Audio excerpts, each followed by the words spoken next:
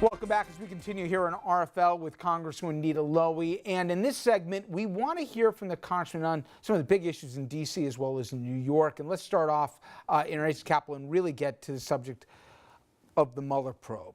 Now, I keep hearing, well, we don't need to immunize Mueller because the president will never go there. Count me as somebody to say I think the president would go there and fire Sessions and then put somebody in to fire Mueller. Would that be, do you believe down deep, a bridge too far and that Republicans would break with him if he did that? I have been so shocked with the loyalty of the Republicans. Either they speak out in support of him or they keep quiet. As far as I'm concerned, it's gone too far. How do you support a president who is so vulgar, who has these rallies and keeps inciting the public? And I can't believe it anyway. So I think it all has gone too far. It's time for this investigation led by Mr. Mueller, who has certainly done it with distinction, and hopefully with all the people with immunity around, there'll be enough information. There's two different competing interests on the Democratic side. You have on the left-wing thing, they want to talk impeachment from now through November and beyond. And I know Democratic leadership says, just let Mueller do his job. Stop talking about using the I word. What's the party going to do now between now and November? My position is very clear. We have to get the House back. We have to have enough seats to make decisions and to run the House.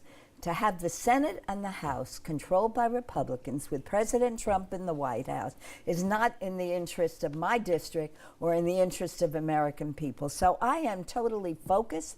I'm staying away from all this other garbage and all these other threats out there. I am working as hard as I can to elect Democrats to get the House back.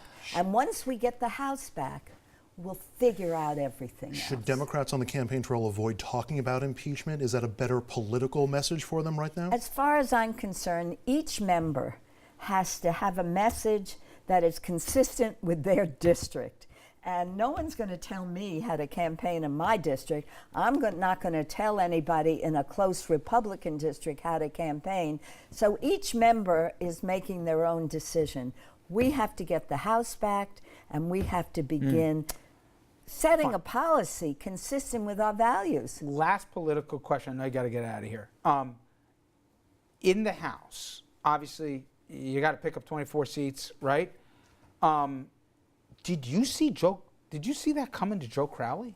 I mean, I had him on the week before. Unless he was the best actor I ever saw, he didn't see it coming. And what does that say about the socialist end of the party here? It says that this woman worked harder, reached out to her constituents, and managed to get more people supporting her to the polls than Joe Crowley did to the polls.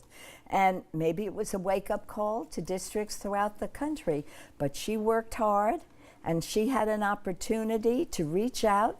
He had that same opportunity to reach out, and she did a better job, and she won. In January, am I talking right now to the ranking member still or to the chairperson? Really? Do you guys think you take back the House? I am going to be the chair of the Appropriations Committee when Democrats take back the House. You think it's going to be a wave? And I am working as hard as I can to support, to raise resources to Democrats all across the country. But we all can't take anything for granted.